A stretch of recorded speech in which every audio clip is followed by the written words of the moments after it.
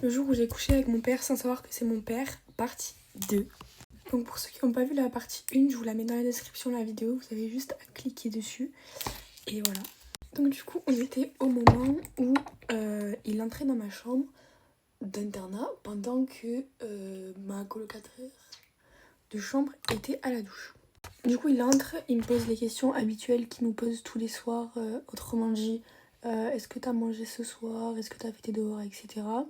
Et après, il me dit, ah mais t'es seule et tout. Et je lui dis, oui. Et il me dit, ah ça tombe bien justement que tu sois seule parce que je voulais te parler, mais je voulais pas que les autres entendent ce que j'ai à te dire. Déjà, un surveillant qui me dit ça, je commence un peu à stresser, genre, est-ce que j'ai un rendez-vous chez la CPE, est-ce que j'ai un problème, est-ce que je vais avoir une réunion d'école, qu'est-ce qui se passe?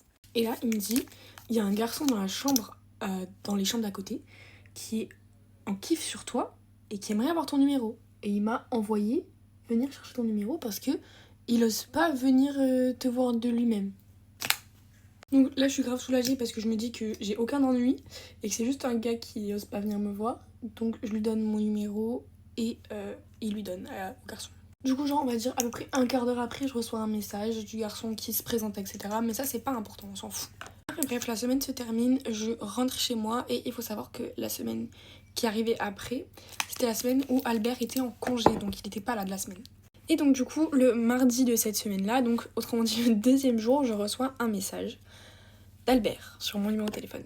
Et en fait, il avait profité que je lui donne quand le garçon l'a demandé pour le garder pour lui-même, mon numéro. Et donc dans le message qu'il m'a envoyé, il m'a dit « Oui, coucou Lana, c'est Albert.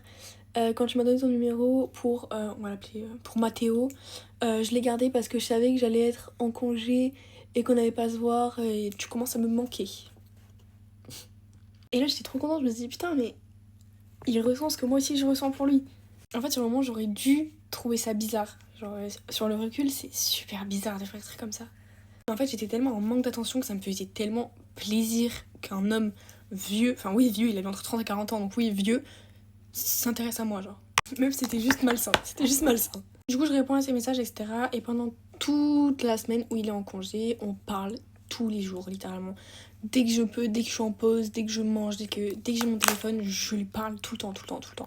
Et à force de se parler, on a fini par se mettre ensemble. Sauf que au bout de quelques mois de relation, j'aimerais bien le présenter à ma mère. Sauf qu'à chaque fois que je voulais le présenter à ma mère, il trouvait toujours des excuses ou alors il annulait au dernier moment.